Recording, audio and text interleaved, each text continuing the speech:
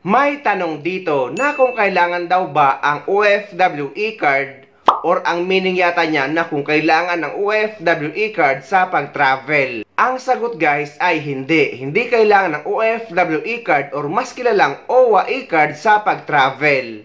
Dahil ang purpose lang nito ay para sa mga discount at benefits ng mga OFW na makukuha mo ang OFW e-card sa OFW Lounge na iya Terminal 1 o kaya naman na iya Terminal 3. At sa mga requirements naman pauwi sa Pilipinas at pabalik sa ibang bansa, meron ako mga video na ilalagay ko sa description ng video na ito para may guide kayo.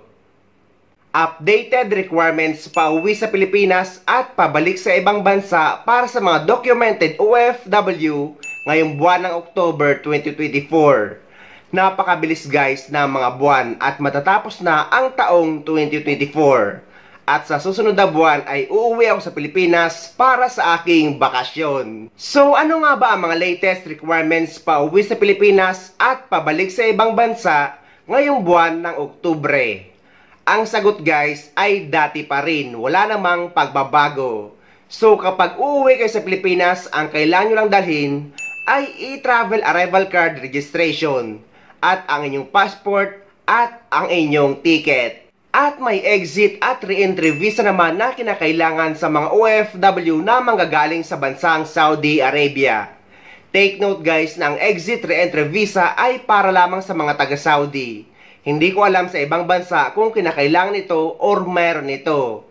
Dito naman kasi sa United Arab Emirates or dito sa Dubai, ay wala namang tinatawag na exit re-entry visa kapag uuwi kayo sa Pilipinas. Kinakailangan lang dito ng exit visa o ng cancellation paper o kaya naman ng release paper kapag magfufurgod na sa Pilipinas. Again, additional requirements para sa mga OFW na may mga employment changes.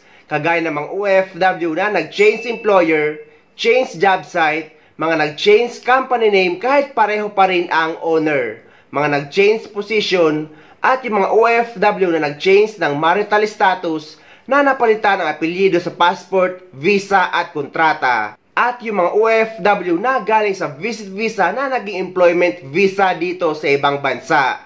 At yung mga OFW or mga documented OFW na first time na uuwi sa Pilipinas. Sinasama ko guys ang mga OFW na first time na uuwi sa Pilipinas kahit pa mga documented OFW na pumunta sa ibang bansa na hindi hawak ang kanilang PAPS-BAM record or PAPS-BAM account at wala silang kasiguraduhan sa kanilang PAPS-BAM record na mostly ay agency ang gumagawa. Lahat ng nabanggit ko ay kailangan nyo magpa-verify o required kayo magpa-verify ng kontrata sa Polo Office kung saan bansa kayo nagtatrabaho para makakuha kayo ng updated UUIC sa POA at para hindi kayo magkaproblema kapag pabalik na kayo sa abroad. Sa mga OFW naman na dati nang nakapag-verify ng kontrata, dati nang nakauwi sa Pilipinas at babalik muli sa parehong employer at walang any employment changes, pwede na kayong makapag-acquire ng UUIC exemption online gamit ang PAPS-BAM account nyo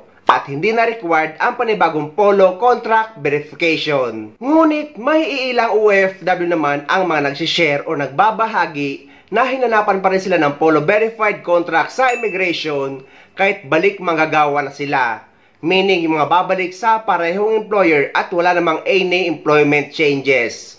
Ang pwede nyo guys gawin ay dalhin nyo lang ang latest printed contract nyo galing sa inyong employer. Dalhin nyo na lang din ang lumang Polo verified contract nyo dahil yung lumang Polo verified contract ay pareho lang naman din sa kontrata na ibibigay sa inyo ng inyong employer. At hindi naman nga madalas yan hinahanap sa immigration basta mayroon ka ng UUIC. Pero sa mga gusto naman magpa-verify ng kontrata sa Polo Office bawat uwi sa Pilipinas or kada bakasyon, ay wala namang problema, mas maigi pa nga yun. Yung pangatlo po yung tinatawag nating balik manggagawa or returning workers, no? Ito pong balik manggagawa, sila po yung dati nang nagtrabaho sa abroad, meron po silang valid employment contract at nagbakasyon lang panandalian sa Pilipinas at muli pong babalik sa kanilang employers, no? Sila po ay mga OEC exempt. Kung kayo naman po ay balik manggagawa, online na po ito. Kung babalik po kayo sa inyong dating pinagtatrabahuhan, meron na pong tinatawag na OEC Exemption Certificate na inyo na pong makukuha sa sarili ninyong online account sa Department of Migrant Workers. Hindi nyo na po kailangang pumunta dito sa amin dahil dire-diretso po yung pagkuha ng OEC sa inyong online account. Ito naman ang mga requirements na kailangan nyong dalhin pabalik sa ibang bansa para sa mga documented OFW. Nga pala guys, para sa mga nagtatanong na kung matagal na daw ba sa abroad, ay kailangan pa daw ba ng OEC? Ang sagot guys, kahit matagal ka na sa abroad or kahit veterano ka ng OFW at kahit baguhan or kahit ano man ang status mo basta isa kang working o mas kilalang overseas Filipino workers, ay kailangan natin ng OEC dahil exit clearance yan ng mga OFW para makapunta sa ibang bansa. Hindi ka makakaalis sa Pilipinas papunta sa abroad kapag walang OEC. So, ito ang mga requirements na kailangan dalhin ng mga OFW papunta or pabalik sa ibang bansa. Number 1, ang inyong e-travel departure card registration. Number 2, ang inyong OEC or OEC exemption.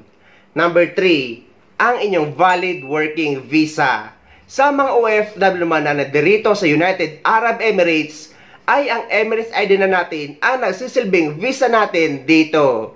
Number 4, ang inyong valid passport.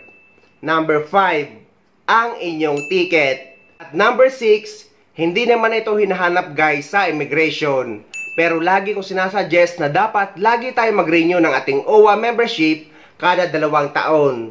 Dahil proteksyon ng mga OFW ang OWA membership just in case may mangyari sa isang OFW habang nagtatrabaho sa ibang bansa. Dahil ang ating OWA membership ay maihahalin tulad sa isang insurance.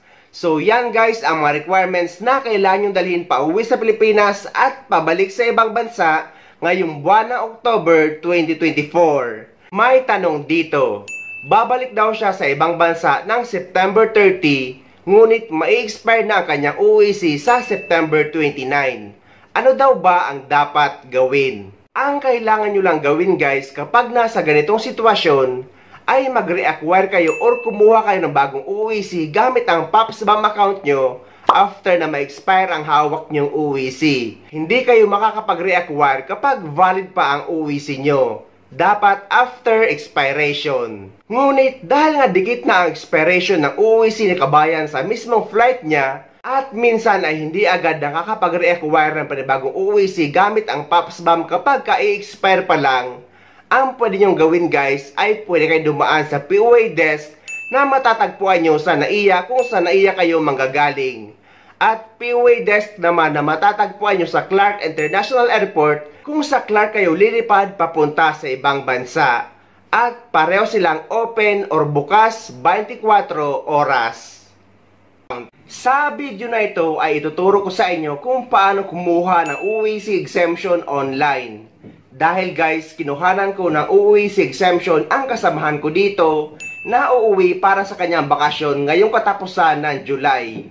Isang buwan lang kasi ang bakasyon na kinuha niya, kaya pwede na siya mag-acquire ng OEC exemption dahil 2 months naman ang validity nito. At ginawan ko din ng video para maipakita at maituro ko sa inyo. At para makapag-acquire na kayo ng inyong OEC exemption ay pupunta kayo sa PAPSBAM website na onlineservices.dmw.gov.ph na ilalagay ko na yung link sa description ng video na ito para hindi na kayo magkamali. And after nyo mapasok yung website, ay i-click nyo lang yung let's go. Ilagay nyo na ngayon ang inyong email address at ang inyong password, then click login. Pero guys, kapag ganito ang lumalabas, ay huwag kayong matakot dahil kailangan nyo lang muli ulitin ang inyong pag-login. At inulit ko nga ulit ang pag-login ng email address at ng password ng kasama ko. At nakapag-login na nga ako. At makikita nyo dito na input your pag-ibig ID.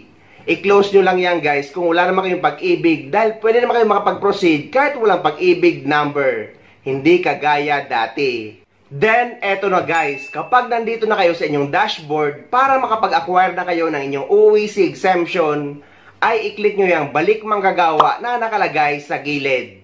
At lalabas ito. Mababasa nyo dito, passport data available. Pag-ibig number, not available. Pero i-click nyo lang yang next. At lalabas ito, previous BM contract do not have deployment details. Huwag kayong matakot guys. I-click nyo lang yang close. Then ilalagay nyo na ang date ng pabalik nyo sa ibang bansa. Take note guys na kapag mag-a-acquire kayo ng UEC exemption is ang date pabalik sa ibang bansa or yung flight nyo pabalik sa ibang bansa ang ilalagay nyo. Dahil ang ating UEC or UEC exemption ay ginagamit natin kapag papunta tayo sa abroad or sa bansa kung saan tayo nagtatrabaho. And after nyo malagay yung date ng flight nyo pabalik sa ibang bansa, ay i-click nyo lang yang next. At lalabas na ito guys. May mga tanong dyan sa baba na kung are you returning to this employer? Are you returning to this job site? Are you returning to this position? At yung pang-apat na tanong na you aware daw na you may face disciplinary action kung mga maling impormasyon ang ilalagay mo. Ang sagot dyan guys ay kailangan nyo lang lahat i-click ang yes. Dahil nga wala namang pagbabago sa employment information nyo. And after nyo maklik lahat ng yes ay lalabas na ito. Evaluator's remarks. At may makikita nyo dyan na pula, print UEC at nakalagay lahat ng information nyo at status completed. So, i-click nyo lang yan guys, kulay pula na print UEC. And after nyo maklik yung print UEC at dapat meron kayong document viewer para makita nyo ang inyong UEC. So, kapag naklik nyo na yan, ay eto na guys. Yan na ang inyong UEC exemption. Ganun lang kadali mag-acquire ng UEC exemption sa inyong PAPSBAM account. So, ang tanong ng karamihan na kailangan pa daw ba magpa-verify ng kontrata kapag nakapag-acquire na ng UEC exemption at babalik lang din sa parehong employer at wala namang pagbabago sa employment information. Ang sagot guys, kapag nakapag-acquire na kayo ng UEC exemption at wala namang pagbabago sa employment information, ay hindi na required ang panibagong Polo Verified Contract. Okay na yan guys, dalhin nyo lang inyong printed valid contract kapag magbabakasyon kayo sa Pilipinas, just in case man hanapin sa immigration. So ayun guys, sana may nakuha kayong idea at sana nakatulong ang video na ito sa inyo. At sa mga hindi pa dyan nakasubscribe sa channel ko, please don't forget to subscribe my YouTube channel and please click the notification bell para lagi kayo updated sa mga upcoming videos na gagawin ko tungkol sa mga updates sa ating mga OFW. Mula dito sa Dubai, maraming salamat. See you next time.